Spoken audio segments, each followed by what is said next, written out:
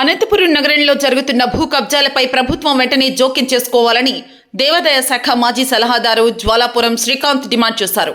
అనంతపురం నగరంలోని శారదానగర్లో విశ్రాంత ఉపాధ్యాయులు కనకదుర్గ ఇంటిని కబ్జా చేయడంపై ఆయన తీవ్రంగా స్పందించారు.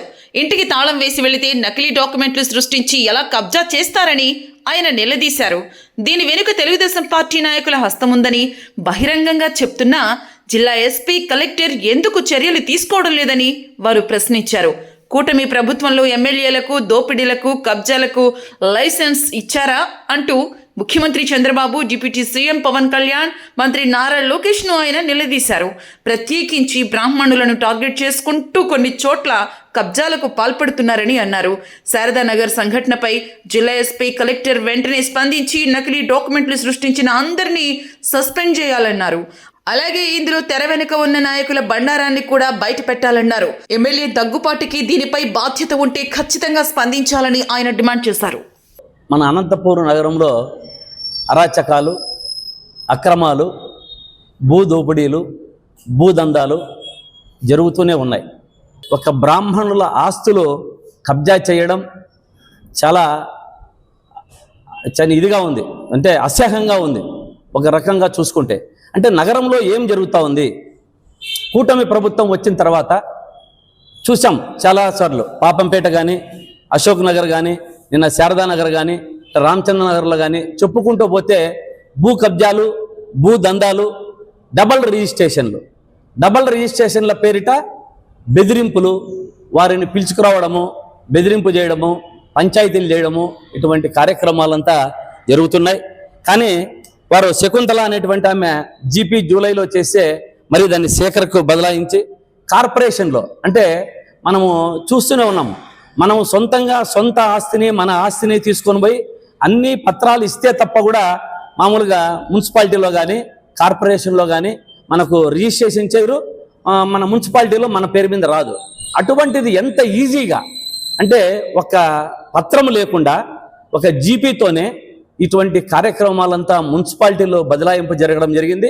అదేవిధంగా రిజిస్ట్రేషన్ ఆఫీసులో రిజిస్ట్రేషన్ జరిగింది. రిజిస్ట్రేషన్ చేసిన తర్వాత దీని వెనుక ఎవరు ఉన్నారు అన్నది మనం ఆలోచించుకోవాలి, నగర ప్రజలంతా కూడా. ఎందుకంటే చిన్న విషయం కాదు ఇది. ఎవరు దీని మీద రాజకీయ ప్రోద్బలం లేదే ఈ యొక్క రిజిస్ట్రేషన్లు కానీ, ఈ అక్రమ రిజిస్ట్రేషన్లు కానీ ఇవి జరగవు మున్సిపాలిటీలో కానీ. దీని వెనుక పెద్ద హస్తమే ఉంది, ఇది గమనించాలి. ఈ కూటమి ప్రభుత్వంలో మనం చూస్తూనే ఉన్నాం. అన్నీ చెప్పేది చాలా నీట్గా, సాచాగా, నిజాయితీగా చెప్తూ ఉంటారు. మరి ఇటువంటి రాష్ట్ర వ్యాప్తంగా అన్ని జిల్లాలలో కూడా జరుగుతున్నాయి. మనం అనంతపురం జిల్లాలో, మన అనంతపురం కాన్స్టిట్యున్సీలో చూస్తున్నాం. మనకు ముందు నుంచి కొత్తగా ఈ ఆనవాయితీ లేదు. ఎప్పుడు కూడా ఇంతమంది పాలకులు చేశారు. మన అనంతపురం జిల్లాల నుంచి రాష్ట్రపతి అయితేనేమి, ముఖ్యమంత్రులు అయితేనేమి, అదేవిధంగా మనకు మంత్రులు అయితేనేమి, ఎమ్మెల్యేలు అయితేనేమి చాలామంది ఉన్నారు.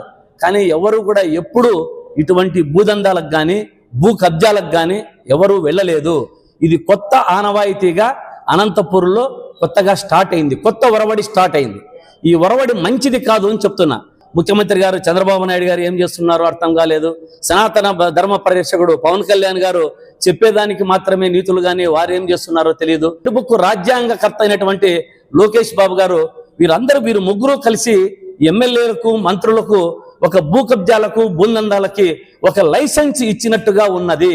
ఒక లైసెన్స్ ఇచ్చి వీళ్ళను ప్రోద్బలంతో ప్రేరేపించి ఎవరు పడితే వారిని సంపాదించుకోమని చెప్పినట్టు ఉంది. కానీ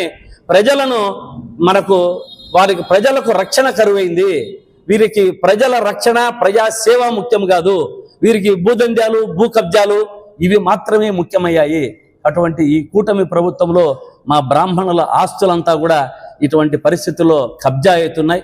దీన్ని ముఖ్యమంత్రి గారు కానీ, పవన్ కళ్యాణ్ గారు కానీ, అదేవిధంగా లోకేష్ బాబు గారు కానీ చూడాలి, గమనించాలి. శారదానగర్లోటిదే మనోజ్ అనేటువంటి వ్యక్తి, మన మేడం గారి చనిపోయినటువంటి మేడం గారి వారి అల్లుడు వచ్చాడు, మేనల్లుడు గారు. ఇల్లును క్లీన్ చేసుకోవడానికి వారు వస్తే ఆ ఇల్లును క్లీన్ చేయకుండా వారిపై కూడా 5-6 మంది దాడి చేసి భయభ్రాంతులు చేసి సీసీ కెమెరాలు, ఇంట్లో ఫర్నిచర్ కూడా పగలగొట్టే పరిస్థితి. దీన్ని ఎవరు చేస్తున్నారు? ఇప్పుడు మనమంతా చూస్తాం. నిన్న మొన్న కూడా తెలుగుదేశం నాయకులు ఇది నేను చేయడం లేదు, మా వాళ్ళే చేస్తున్నారని కొంతమంది, వాళ్ళల్లో వాళ్ళే పసుక్కోక ఎవరి పేరు బయటికి చెప్పుకోకుండా వాళ్ళలో తెలుగుదేశం వాళ్ళు వీళ్ళు చేశారు వాళ్ళు చేశారు అని చెప్పుకుంటూ వస్తున్నారు.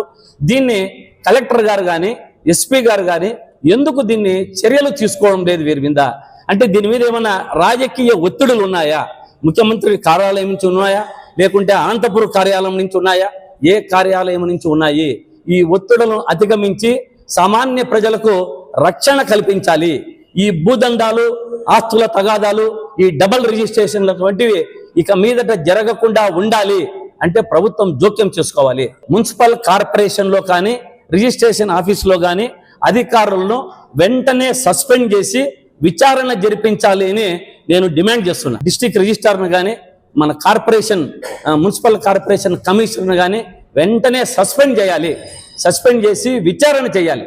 ఈ యొక్క కలెక్టర్ గారు, ఎస్పీ గారు దీన్ని పరిగణలోకి తీసుకొని కఠినంగా వారిని శిక్షించి ఆ శేఖర్ అనేటువంటిది కానీ ఆమె శకుంతల అనేటువంటి కానీ ఎక్కడి నుంచి వచ్చాయి మీకు ఈ రిజిస్ట్రేషన్ పత్రాలు? ఎవరు ఇచ్చారు?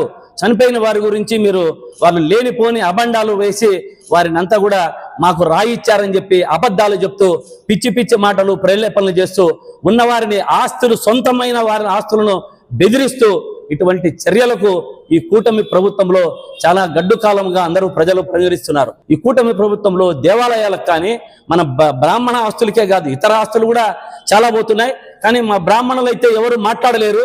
ఈ బ్రాహ్మణులకు రక్షణ కరువు, వీరు ఎవరి దగ్గరికి పోలేరు, వీరు అయితే చాలా ఈజీగా ఉంటుంది అనే విషయంలో బ్రాహ్మణ ఆస్తు మీద కన్నేశారు. ఈ యొక్క వారి ఆస్తులను వారికిచ్చి వెంటనే ఇక్కడ జరిగినటువంటి అంశంలో ఎవరెవరైతే ప్రధాన సూత్రధారులుగా పాత్రలుగా ఉన్నారో, ముసుగు వీరులు ఎవరైతే ఉన్నారో వారిని బయటికి తీసి ప్రభుత్వం వెంటనే విచారణ జరిపి శిక్షించాలని చెప్పి మేము డిమాండ్ చేస్తున్నాం.